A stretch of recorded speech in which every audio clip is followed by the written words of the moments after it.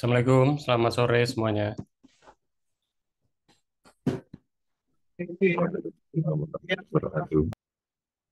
Ya, ini baru bisa masuk nih ya.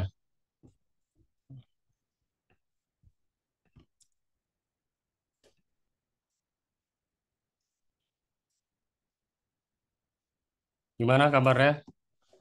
Masih pada puasa? Sehat, Pak. Bapak. Yang puasa jangan nonton bola dulu ya. Bolanya bikin sebelin.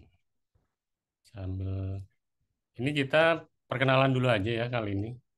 Jadi nanti saya absen sekalian nanti perkenalan. Nama dan sekarang kerja di mana gitu aja ya.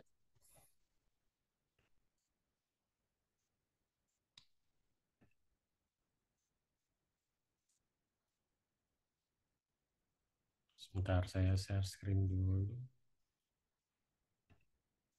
Masih pada di kantor apa udah di rumah ini?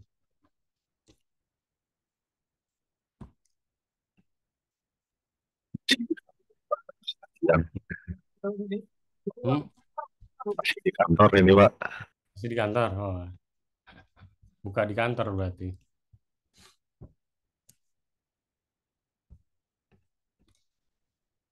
Dari saya dulu deh. Ya, saya buka dulu ya. Bismillahirrahmanirrahim. Selamat sore semuanya. Pada kali ini kita akan pertemuan pertama ya mengenai mata kuliah Teknologi Cyber Security. Ini semester berapa ya kalau boleh tahu ya? Semester 2 Pak. Dua, Pak. Dua. Dua, Pak. Dua. Ya, ya. Sebelumnya udah dapat ini belum sih mata kuliah yang terkait cyber security? Ada, Pengantar Pak, keamanan pengantar cyber. keamanan cyber. Iya, pengantar main cyber ya. Ya udah. Oke, oke, perkenalan dulu ya. Eh, Oke, nama saya Dimas Arno. Saat ini saya menjabat sebagai CEO di Etik Ninja. Etik Ninja itu perusahaan cyber security. Ya, di situ ada layanan pentest. Mungkin kalau udah ada yang tahu ya, pentest itu kegiatan kita tuh semacam hacking gitu ya, audit suatu aplikasi atau suatu sistem gitu. Nanti eh, setelah kita lakukan pentest, kita akan kasih report gitu, gimana sih lubangnya, gimana cara nambelnya gitu ya kurang lebih. Lalu saat ini saya juga menjadi sebagai CTO di Biru. Biru Biru ini agak jomplang ya sama di Etik Ninja ya. Kalau Etik Ninja di bagian bidang IT, kalau Biru ini lebih ke eh, makanan dan minuman kesehatan gitu ya. Oke, terus saat ini saya juga menjabat sebagai tenaga ahli di Discomfort Tangsel, kemudian dosen juga di TTS ya, mulai pada semester ini. Terus juga ada startup kecil-kecilan, ini baru dirilis kemarin ya, ambilaja.com. Lalu hobi saya di bidang programming dan penetration testing. Fokus area saya ada di web app and test dan automation things. Terus nanti teman-teman ya rekan-rekan bisa kontak saya di email dimas@etik.ninja atau di dimasarno@gmail.com. Oke, saya coba absensi dulu.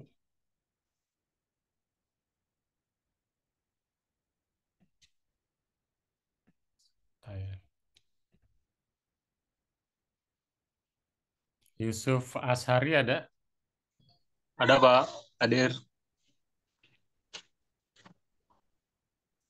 Sebentar nih kok baru ya.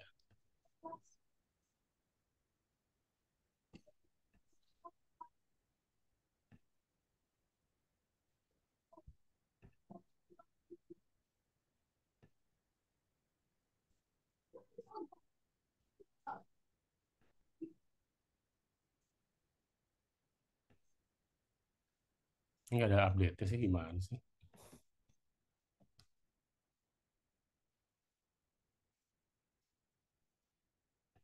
Saya ekspor dulu aja deh.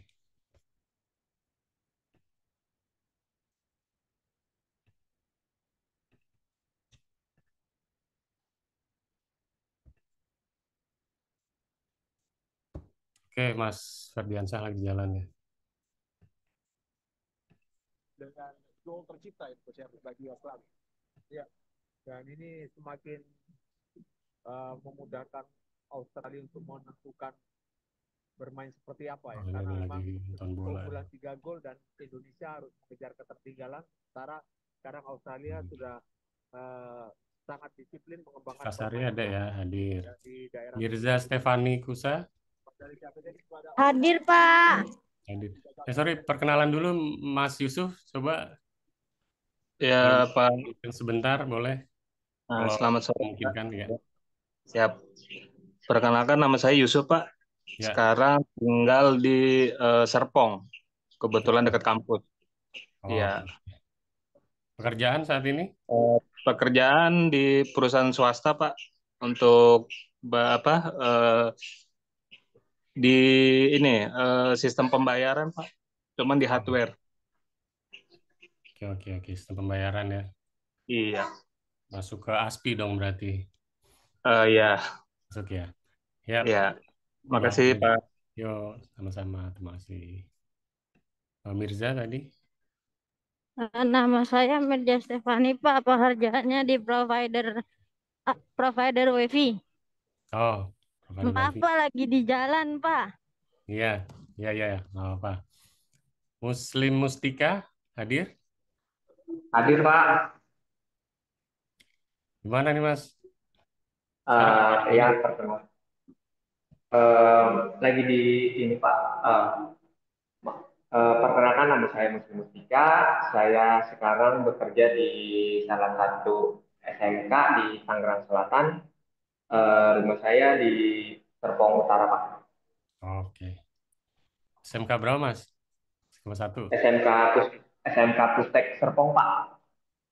Pustek itu yang di dekat WTC ya? Ya betul Pak. Oh iya. Oke.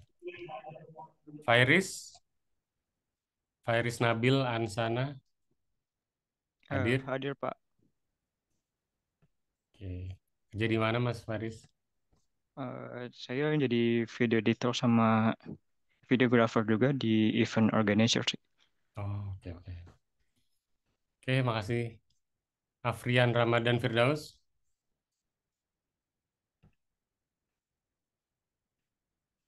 hadir? Afristian Ramadan ada ya? Mahendra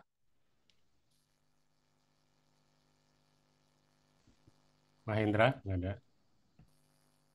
Ferdiansyah tadi ya, lagi di jalan ya. Pak, Mahendra hadir Pak. Oh hadir, oke. Ya, kerja di mana Mas Mahendra?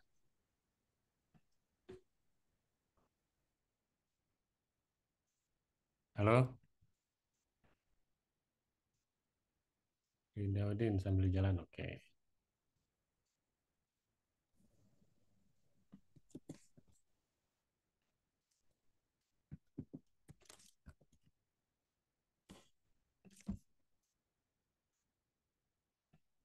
Demis Huntala Hadir Pak. hadir. Ya. Oke. Kerja di mana Mas Demis? Saya kerja di perusahaan telco di Timor Leste Pak. Oh, jauh ya. Ya. Mas Rahmat Hidayat Rahmat Hidayat hadir Pak, hadir. Kerja di mana Mas? dari Bogor Pak.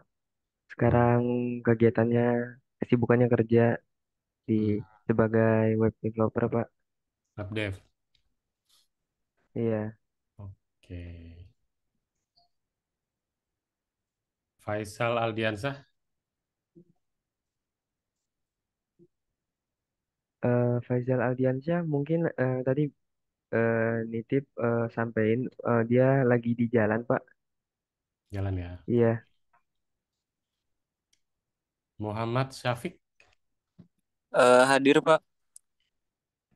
Oke. Gimana Mas kesibukannya sekarang? Tidak bekerja Pak, fokus kuliah aja. Masih kuliah ya. Oke. Randi Arkan Hadir Pak. kerja? Kebetulan sekarang kesibukannya lagi bahas apa. Faisal Rizky hadir. Ya, lagi apa Mas? Sorry. Kebetulan kerja kami sekarang lagi ngembangin startup, Pak. Oh, bikin startup. Mm-mm. Ya, boleh nanti kalau mau ngobrol-ngobrol. Saya tuh startup entusias juga. Jadi awalnya itu Etik Ninja juga awalnya dari startup kecil. Terus ambil aja, terus sering ikut-ikutan hackathon segala macam. Akhirnya mulai ada yang funding dikit-dikit kayak gitu. Lumayan seru sih emang dunia startup itu. Yang penting timnya aja solid, Mas. Iya, Pak. Tadi siapa ya yang izin ya? Faisal Rizky ya. Tadi udah. Faisal belum kan? Mas Randi Arkan tadi ya. Yegi Nur Alam Hadir Pak. hadir. Oke. Kerja di mana Mas? Iya. Kerja di rumah sakit swasta di Bandung Pak. Rumah sakit Islam bukan? Bukan Pak. Saya pernah nginep di sana soalnya. Sebagai apa Mas di sana Oh Mas? di mana Pak? Alisam Pak. Dulu pas sama saya kan kuliah di Bandung, Di IT Pak. bagian IT-nya. Oke. Iya dulu saya kuliah di Bandung Oh. di Telkom. Haidar masih di Ini rumah Bandung. sakit baru sih Pak. Baru launching buat Bapak. Di daerah mana Mas? Rumah sakitnya di daerah mana?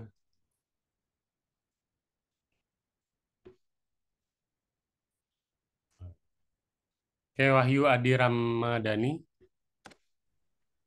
Hadir Pak hadir. Kerja di mana Mas? di salah satu perusahaan IT konsultan di Bandung Mas. IT consultant. Oh. Apa auditor atau Kalau saya sebagai DevOps-nya sih Mas, sebagai engineer-nya. oh, masih ya. Jema Mawaldi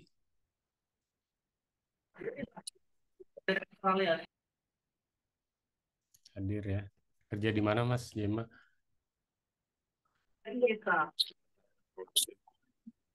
Oh, nggak jelas. Gimana? Sorry. Oke. Kurang jelas ya. Eko Prasetyo ada? Hadir. Hadir. Jadi mana Mas?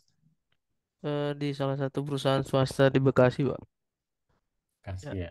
Di bidang apa Mas perusahaan? IT support saya, Pak. IT support. Ya. Oke. Mas Faisal Rizky hadir?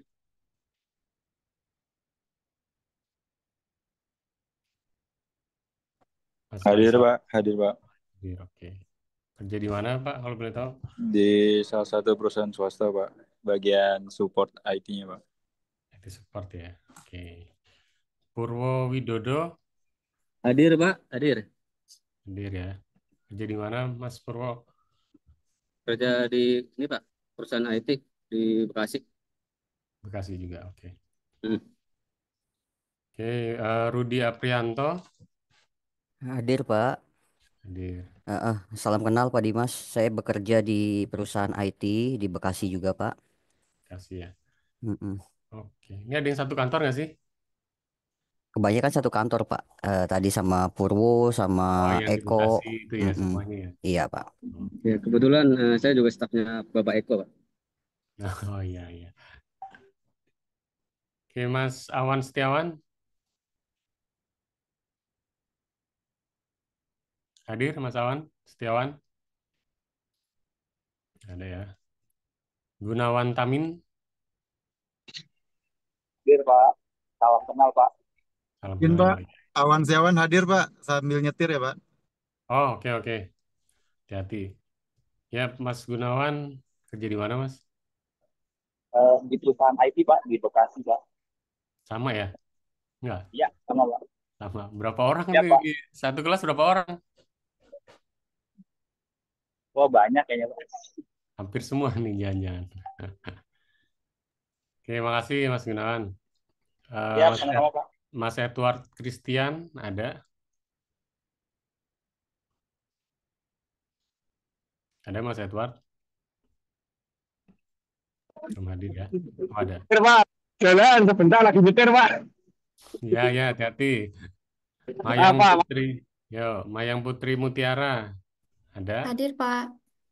Di pekerjaan? Jadi admin, Pak, di provider WiFi. Oh, Ya. oke, makasih. Kiara Firdi Humaira. Humaira ya. Ada? Kiara Firdi? Belum hadir. Muhammad Ifdon. Hadir, Oh, Pak. hadir. Oke, pekerjaan di mana, Mas? Kerjaan petani, Pak. Pekebun. Masya Allah. Di mana tuh? Daerah mana? Daerah mana, Mas, kalau boleh tahu? Kendal, Jawa Tengah, Pak. Apa? Kendal? Iya, Oh, Jawa Tengah. sip, sip. Oke, makasih ya, Mas. Rizky Abdul Rojak. Hadir? Pak, Kiara hadir, Pak. Maaf, Pak. Oh, Kiara hadir. Ya. Pekerjaan di mana, Mbak Kiara?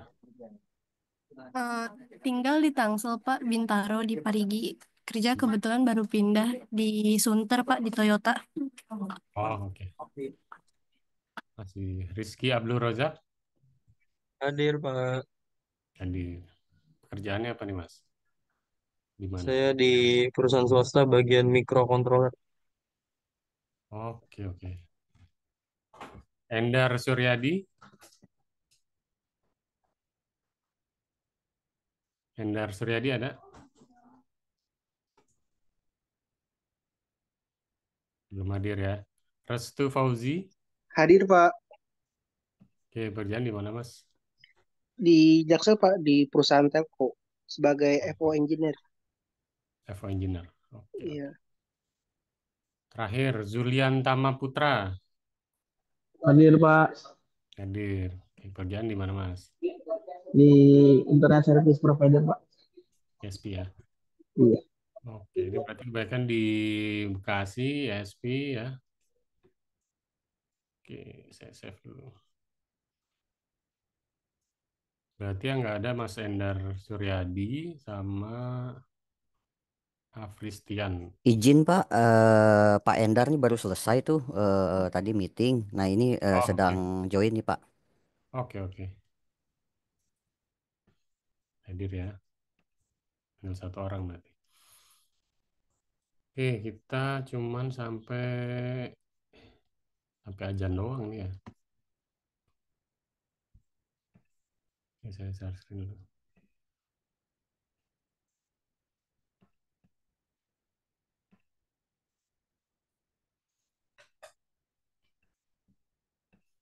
Oke, kalau di sini ada yang pernah berkecimpung di dunia cyber security nggak? Mungkin bug bounty hunter atau pen tester gitu. Ada? Purwo. Mas Purwo. Sering ikutan bug bounty program?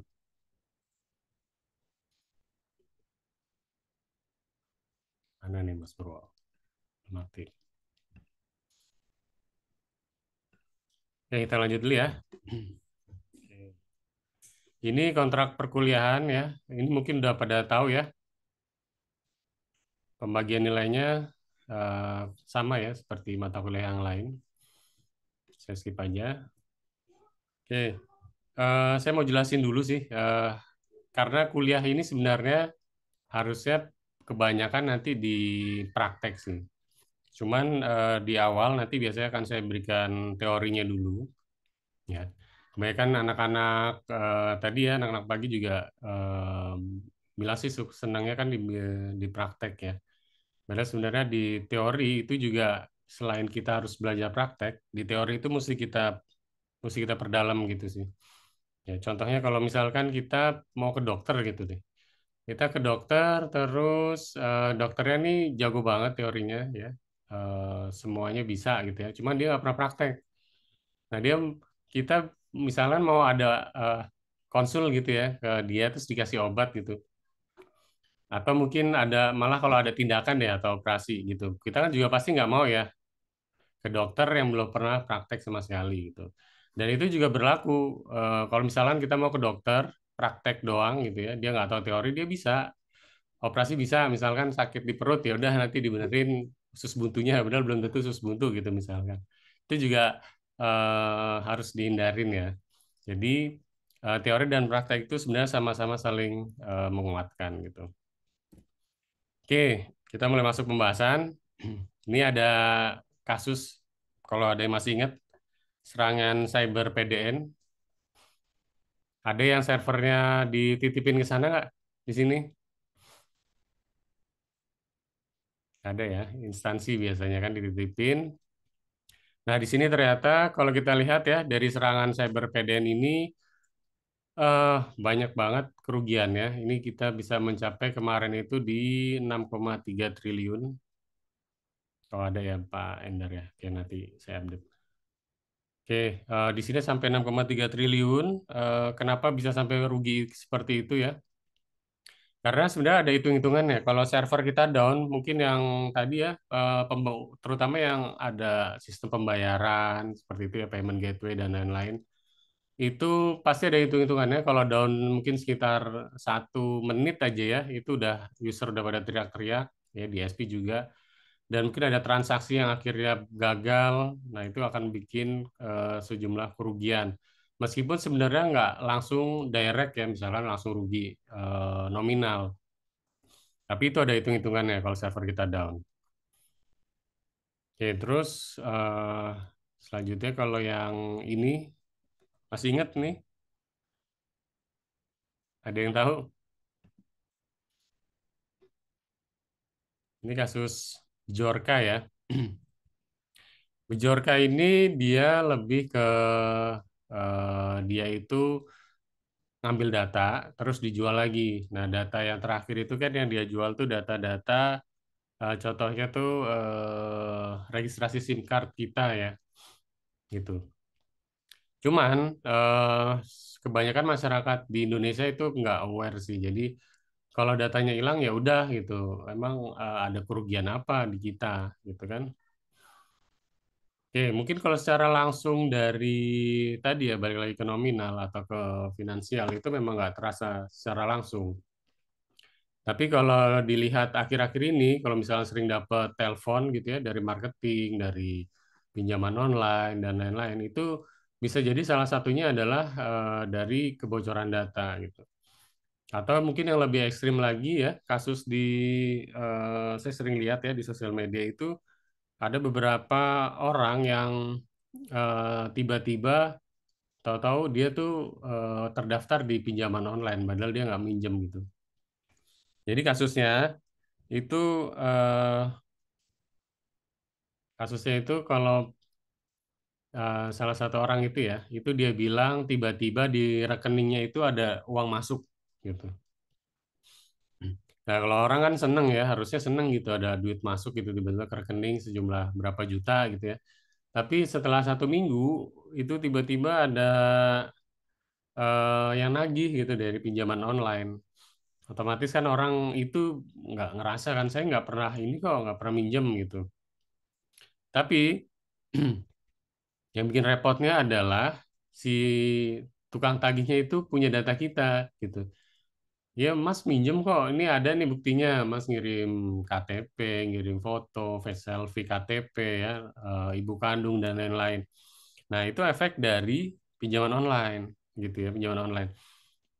Sorry, itu efek dari kebocoran data. Itu dipakai oleh pinjaman online buat mendaftar di aplikasi mereka gitu. Nah, tapi kebanyakan sebenarnya pinjaman online yang seperti ini itu pinjaman online yang bodong ya. Artinya dia nggak punya izin sebenarnya, nggak punya legalitas dari sisi OJK gitu biasanya. Kenapa bisa? Karena seharusnya pinjaman online kan harusnya ada tatap muka gitu ya. Ini seharusnya nggak boleh secara langsung eh, kirim berkas, cair, terus bayar cicilan, nggak kayak gitu ya. Oke, bahkan kalau ini kita apa namanya kita bawa ke pihak bank ya, pihak banknya itu juga nggak mau tahu ya. Jadi malah sarannya ya beberapa yang saya baca itu sarannya ada yang dinonaktifkan aja Pak rekeningnya gitu kan. Nah, itu repot tuh, apalagi kalau rekening kita rekening usaha atau rekening pencairan gaji gitu kan repot. Oke. Jadi itu salah satu kerugian ya. Itu tuh rugi banget kalau ada data kita yang bocor. Tuh. Di sini ada yang pernah kena hack nggak? Sosial medianya atau WhatsApp-nya gitu? Atau temennya yang kena? Itu awalnya Ada Pak, biasanya dari Facebook saya Pak sampai sekarang pernah kena. Itu inget nggak hilangnya kenapa? Pernah nggak ngeklik link atau apa login di mana gitu? enggak sih. Nggak Memang inget udah ya? setahun kita biarin, udah nggak pernah main Facebook. Tiba-tiba ambil aja datanya, keambil alih sih, email Jadi dan lain-lain. dipakai orang lain gitu ya? Ya kita lihat servernya tuh server Thailand sih Pak, pas kita track. Oh, oke oke. Ya, beberapa ada banyak macam sih ya buat ini kita ngomongin take over sosial media ya. Yang pertama itu emang bisa pertama dihack dari sisi emailnya. Itu paling banyak yang terjadi ya dari si email diambil tahu emailnya terus di login ulang atau di forget password dari email. Yang kedua dari phishing. Phishing juga banyak banget karena contoh misalkan masuk ke website apa diminta login Facebook padahal itu bukan form login Facebook. Nggak sengaja masuk ke sana itu bisa juga kena. Atau ya ada lagi yang oh ada yang salah Zoom. Iya, nggak apa. Bisa yang mana? Oh ya, tadi ya dari phishing ya, dari phishing atau dari email. Atau bisa juga ini ada orang ya daftar Facebook itu nggak pakai email ya, pakai nomor telepon. Terus nomor teleponnya angus. Nah, nomor teleponnya angus itu yang dipakai orang lain gitu. Secara mungkin nggak sengaja dihack ya, tapi dia daftar lagi dengan nomor handphone yang sama ya otomatis ke take over gitu. Itu juga sering kejadian. Nah pertanyaannya gimana ya Pak ya? Itu kan eh, apa cara balikinnya? Kita udah pernah ngaduin ke Facebook juga sampai validasi kirim data pribadi lah gitu ke Facebook. Nggak balik Tapi ya. nihil nihil juga sih. Oh ya ya, saya baru dengar kalau nggak balik. Kalau teman saya juga pernah sampai ya udah banding kan, terus disuruh ngasih data pribadi mau itu SIM atau KTP, itu bisa balik dia. Cuman eh, selang beberapa lama ada teman saya lagi yang kena mau daftar mau banding udah ditutup. Jadi kayaknya kalau saya baca sih ya sosial media itu sehari itu nerima laporan take over itu bisa 3 ribuan gitu, 3 ribuan account itu kena. Jadi bayangin aja itu adminnya mesti verifikasi satu-satu kan. Jadi makanya kebanyakan agak susah gitu kontaknya. Kecuali Hmm, mungkin yang orang-orang besar ya, maksudnya yang udah punya nama influencer seperti itu mungkin lebih gampang baliknya. harus jadi artis dulu berarti ya. Nah, jadi artis kayaknya langsung balik kayaknya. Kayak kemarin akunnya siapa yang kena itu ya? Salon Seven ya dua kali kalau nggak salah YouTube tuh kena. Gitu. Banyak sih dari awareness sih ya, dari awareness yang admin yang megang kemungkinan bisa kena di sana. Atau ya semudah orang ketipu install APK undangan, APK JNE, nah kayak gitu-gitu. Nah, itu bisa banget sih buat take over account. Cuman biasanya balik lagi ke eh, motifnya si hacker ngapain ngambil gitu. Biasanya diambil kan yang gede-gede nih, yang followernya udah banyak lah, atau Nah itu ya saya cek di Facebook setelah mungkin ada 7 bulanan lah. Saya juga udah ikhlas lah sudah. Tapi tidak ada yang aneh-aneh sih. Saya lihat di postingannya itu masih yang terupdate terlama aja tuh. Nggak dipakai judul atau apa gitu iklan atau pemerasan ke teman-teman nggak juga sih. enggak ya, cuman ya udah kita nggak bisa login aja gitu ya. Iseng aja kayak gitu. Ya jangan dia juga lupa loginnya lagi kayaknya. Ya, Oke, makasih. ya sama-sama Mas Awan, makasih sharing-sharingnya. Oke, ini pendahuluan ya, keamanan cyber ya. Pada intinya sih tujuannya keamanan cyber itu buat melindungi yang kayak tadi tuh, hal-hal yang kita nggak inginkan ya terjadi di aplikasi kita atau di sistem kita gitu. Sorry sebentar.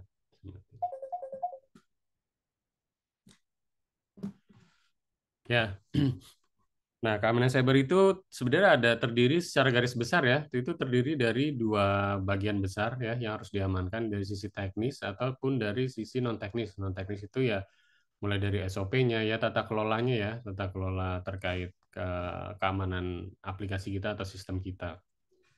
Nah, kalau dipecah lagi bisa banyak lagi. Di sini contoh dari William Stalling ya. Itu pertama keamanan komunikasi, jadi proteksi data saat dikirim melalui jaringan. Terus keamanan infranya, perlindungan terhadap server, jaringan, dan layanan berbasis cloud. Ya, ini perlakuannya bisa beda ya, walaupun sama-sama server ya, mau di server kita di on-premise gitu, atau di cloud, itu udah pasti beda penanganan keamanannya gitu. Kemudian keamanan aplikasi, yaitu pengamanan sistem perangkat lunak dari eksploitasi. Eksploitasi bisa di webnya atau ke mobile apps-nya gitu ya. Terus keamanan operasional, kebijakan dan prosedur yang mengatur bagaimana data dan aset dikelola. Nah, ini yang saya bilang tadi ya, tata kelolanya. Ini bisa mengacu banyak sih ya, kita bisa kalau ngambil dari BSSN misalkan, kita bisa ambil dari indeks kami gitu. Atau mau ambil langsung ke ISO kita bisa ambil ke 27001 seperti itu.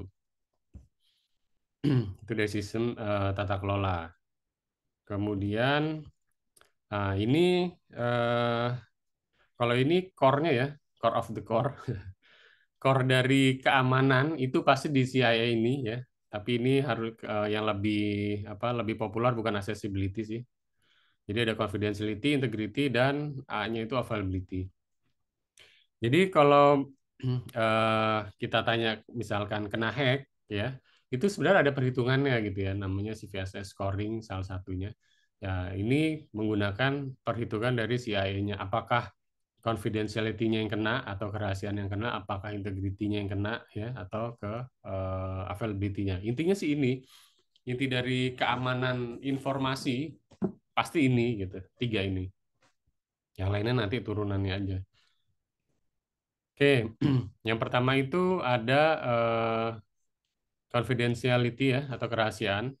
Di sini kalau suatu sistem dikatakan tercederai ya aspek confidentiality-nya itu ketika data yang seharusnya itu dilindungi itu bocor.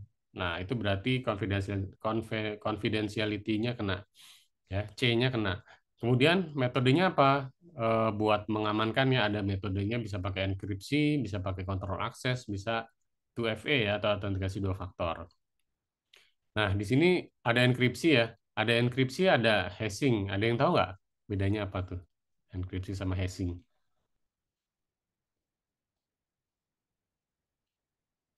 Ada yang tahu? Enkripsi dan hashing. Kalau masih ingat mungkin ada kali ya kemarin atau mungkin belum dibahas. Oke, kalau enkripsi ya, ini ada data nih. Ada data, kita mau ngirim ke orang.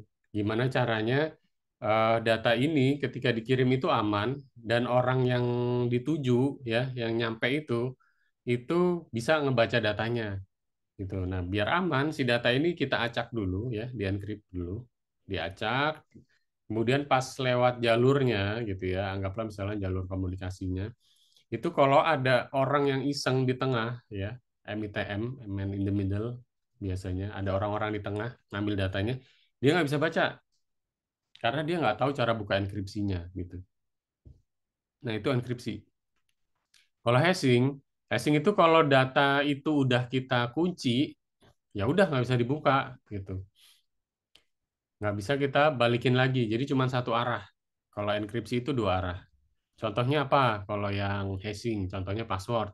Nah, password kita kalau di database itu nggak boleh disimpan sama developer itu ya dalam bentuk enkripsi, apalagi plain text atau teks tanpa tanpa enkripsi sama sekali gitu ya.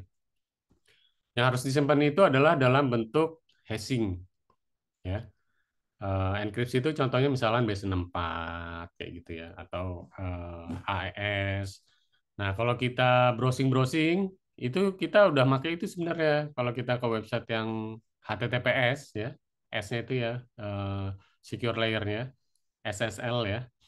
Nah, itu udah di-encrypt. Jadi kalau ada orang di tengah yang mau ngelihat apa yang kita input ya, itu nggak bisa. Beda kalau pas saya dulu zaman saya kuliah.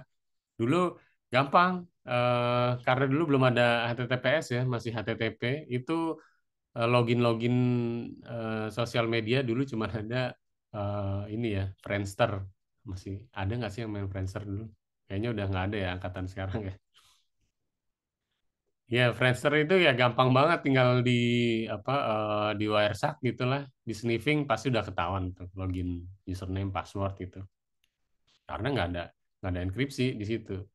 Makanya diperlukan sebuah bentuk enkripsi. Terus kontrol akses itu lebih ke siapa sih yang boleh lihat datanya gitu ya.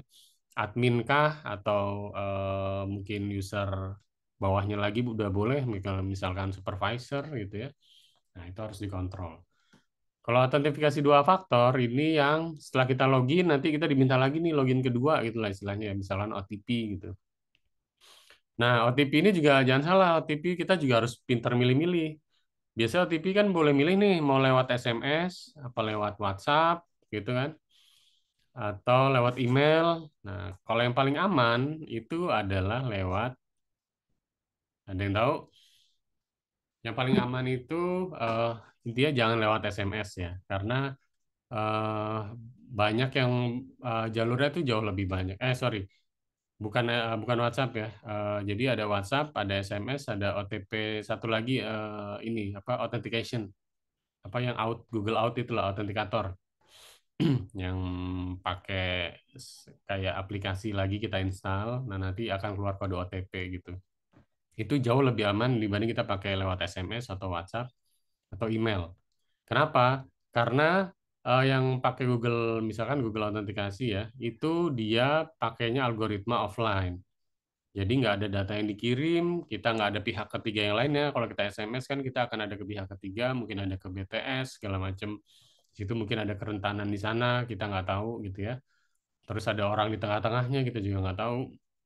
Nah, kalau yang model Google Authenticator itu ya algoritma aja. Jadi jam misalnya detik sekian di aplikasi kita dengan detik sekian di server yang akan kita tuju itu pasti akan menghasilkan kode yang sama gitu. Makanya ada umurnya, biasanya cuma berapa detik ya, 30 detik kalau nggak salah.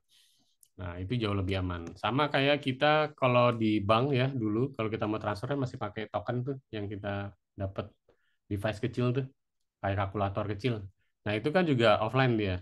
Nah, semacam itu, seperti itu. Itu jauh lebih aman. Yang kedua ada integrity. Integrity ini memastikan data tetap utuh ya, integritas. Jadi kalau yang pertama itu data yang confident, data yang apa? Data yang sensitif itu ke apa bisa diambil. Kalau yang integritas ini lebih ke datanya bisa diubah sama penyerang atau attacker atau hacker gitu ya. Gitu. Metodenya hashing, digital signature, dan kontrol akses berbasis peran. Oke, hashing tadi udah saya jelasin ya, contohnya password di hashing, dia nggak bakal bisa ganti.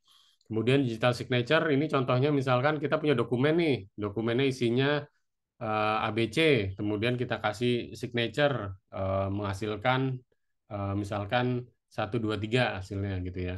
Nah, kalau ada yang ganti, ya isinya, misalkan ABC jadi ABCD, pasti otomatis nggak akan match tuh digital signature 1, 2, 3-nya dengan si ABCD. Harusnya kan dengan ABC. Nah, itu cara kerja sederhananya ya, itu digital signature seperti itu. Kemudian kontrol akses berbasis peran ya, hampir sama kayak tadi. Ini role-nya kita berikan akses yang boleh ganti data itu siapa gitu intinya.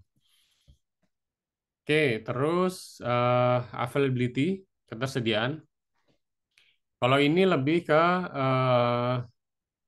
ya sistem ya atau data ini bagi pengguna yang berhak saat dibutuhkan. Jadi kalau ada data ya si hacker ini bukan ngedit lagi ya, bukan ngambil doang atau jadi dia bisa sampai ngapus data atau dia bisa bikin server kita down gitu ya, entah mungkin dengan cara DOS atau DDoS gitu ya, atau mungkin dengan exploit yang lain sehingga kita server kita tuh nggak bisa diakses sama user yang harusnya bisa gitu ya. User-user kita tuh jadi nggak bisa akses. Nah ini berarti terkena availability-nya. Kemudian metodenya apa? Ya ini ya redundancy server, backup itu ya, BCP gitu, backup rutin, terus perlindungan dari serangan DDoS. Oke, ini udah tahu perbedaannya ya kira-kira confidentiality, integrity, sama availability. Sampai sini ada yang mau ditanyakan?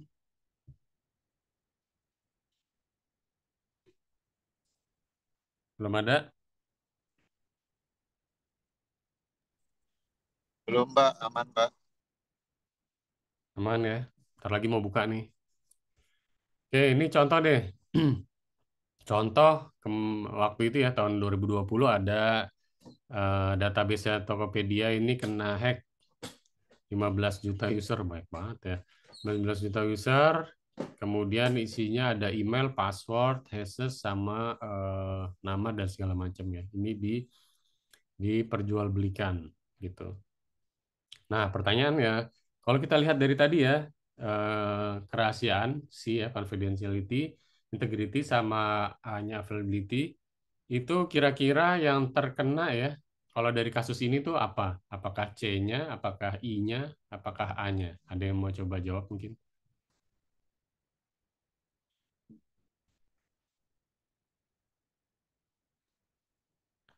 Ada yang mau coba jawab?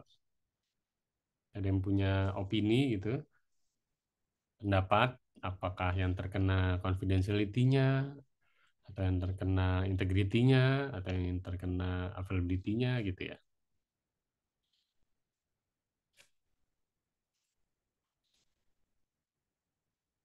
Oke, kalau kita lihat ya, kalau kita analisis deh, kita analisis Tokopedia ini si hackernya bilang dia itu jual data ya, berarti udah otomatis terkena yang pertama itu C-nya ya, benar Mas Bemi Suntala ya, betul. Pertama terkena confidentiality-nya, betul. Terus kita cek lagi datanya ada yang berubah nggak? Kalau kita secara awam dari luar kita nggak lihat ada perubahan ya, karena kan ini udah diekspor diambil. Yang bisa tahu kan dari pihak Tokopedia-nya. Tapi kalau dari pihak kita dari bug ini berarti cuman bisa dilihat datanya, berarti integrity-nya nggak kena. Kemudian apakah datanya ada yang hilang gitu? Misalkan kita jadi nggak bisa login nih ke Tokopedia, enggak kan? Kita tetap bisa login, berarti availability-nya nggak kena. Berarti yang kena cuman confidentiality-nya gitu. Oke.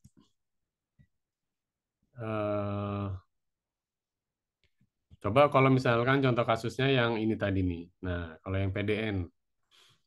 Kalau yang PDN ini, datanya itu dijadiin ransomware. Diambil sama si hacker.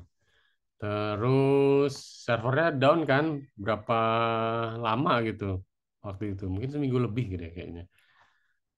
Seminggu lebih nggak bisa diakses. Nah, dari situ kira-kira yang kena C-nya aja, I-nya aja, A-nya aja, atau ada kombinasi. Coba. Ada yang mau jawab? Kombinasi itu, Pak. Karena ada yang dirugikannya banyak itu. Kombinasinya apa tuh? Dari CIA apa aja yang kena? Nah, silakan Mas Purwo dilanjut. Kenapa jadi oper-operan? Mas Bemis bilang availability karena ada downtime, betul. Apalagi?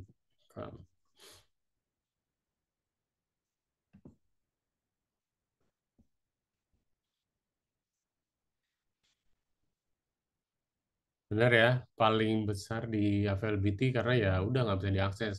Terus confidentiality-nya Ya, karena dia ambil data dan dia juga sempat bilang ini akan dibocorkan ya. Itu berarti memang ada dari sisi confidentiality-nya juga udah kena nih tercederai karena udah bisa diambil gitu kan datanya. Oke, kalau integritinya ya walau alam ya kayaknya nggak tahu mungkin dia ubah atau enggak gitu. Seperti itu. Nah, ini akan berlaku kalau kita sebagai analis nih, sebagai misalkan kita pelapor nih, pelapor kita nemuin bug nih, misal di TTS. Pak saya nemuin nih, saya bisa login sebagai admin, sebagai dosen, saya bisa bikin apa soal baru atau saya bisa ganti soalnya atau bisa lihat kunci jawaban. Nah, kita juga harus analisis nih di laporannya. Oh, confidentiality-nya kena. Oh, ini bisa saya rubah nih, Pak. Berarti integrity-nya kena gitu ya. Atau ini bisa saya hapus semuanya nih, Pak. Oh, berarti A-nya kena nih availability-nya gitu ya. Meskipun server nggak down, tapi kalau layanan yang harusnya disajikan itu nggak muncul, ya berarti ya dia terkena juga. Tapi ada tingkatannya nih. Ada low, ada medium, ada high ya resikonya gitu. Kalau misalkan dihapus tapi bisa dibalikin lagi ya dengan cepat gitu. Artinya apa namanya mungkin ada backup dan segala macam itu mungkin bisa nilai resikonya bisa turun ke jadi low gitu. Oke, ini sudah jam 6 saya kira sampai sini ya ini ada masih banyak banget sebenarnya. Nanti bisa dibaca ininya ya. Dokumennya udah saya share di LMS. Silahkan dibaca-baca. Oke, ada pertanyaan sebelum saya tutup?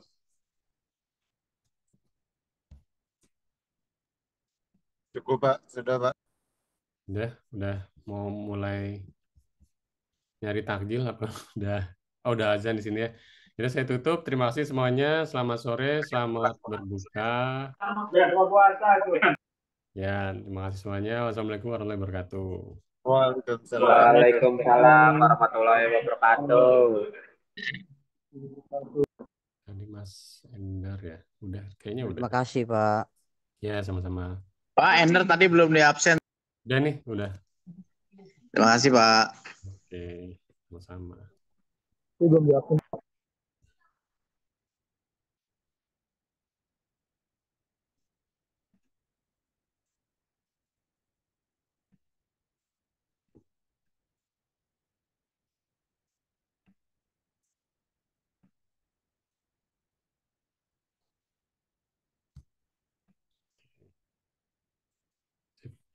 Masih saya akhiri dulu.